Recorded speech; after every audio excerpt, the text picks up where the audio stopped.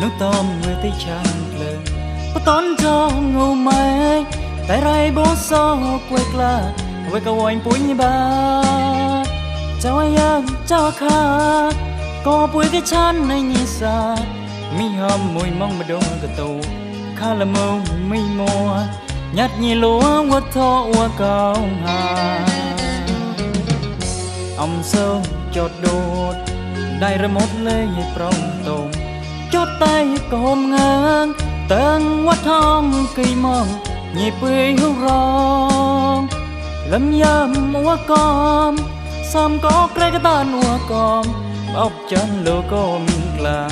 nhịp quê hưu nhà khôi là mua xây chợ lên em ra hà rồi ngồi đây là một pro chứ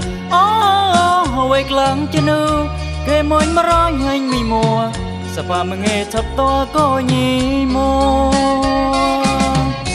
rồi ngồi đây là một pro chứ hồi lăng chân ư cái môi mà nói hành mì mùa sa pa mà nghe thấp to có nhì lô tay chán hoa clang lên rơi rơi ngô giờ mất luôn trang mong bờ đua cười u Hawaii ua yêu bơi hu mùa làm nhớ mùa tay ọt lúa lúa rồi ca cả nồi câu tay pi co lơ xì cha lên em mùa thâu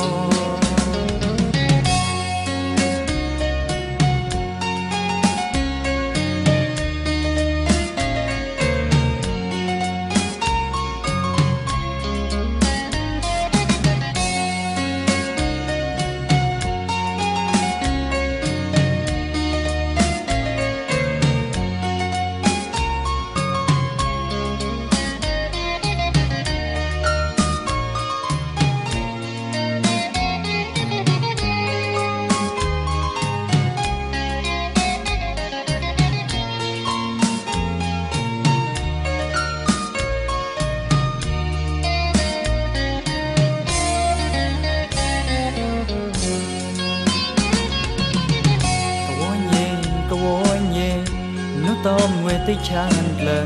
có tón cho ngô mai tại rai bó so quay la quay cầu anh bụi như ba cháu ai cháu kha có bụi cái chán này nhìn xa mi hòm mùi mong mà đua cái tàu khá là mơ mi mùa nhát như lúa quất thọ qua cao hà ông sâu chọt đột đại ra một lê prong tôm chót tay cồm ngang tầng quất thong cây mong nhịp quê hưu rong lâm yam mua com xăm có cái tan mua com bóc chân lô com là nhịp quê hưu nhà khá là mua xây chợ lên em ra hà rồi ngồi đây là một pro chứ hồi lăng chân ư cái môi mà nói hành mì mùa sa pa mà nghe thấp to có nhì lô rồi ngồi đây là một pro chứ hồi làm chân ư cái môi mà nói hành mì mùa sa pa mà nghe thấp to có nhì lô ta chán hoa clang lên rơi rơi ngô giờ mất luôn trang mong mà đua cười u Hawaii ua yêu bơi hu mùa làm nhớ mùa tay ọt lúa lúa rồi ca cả nồi câu tay pi co lơ xì cha nem mùa thâu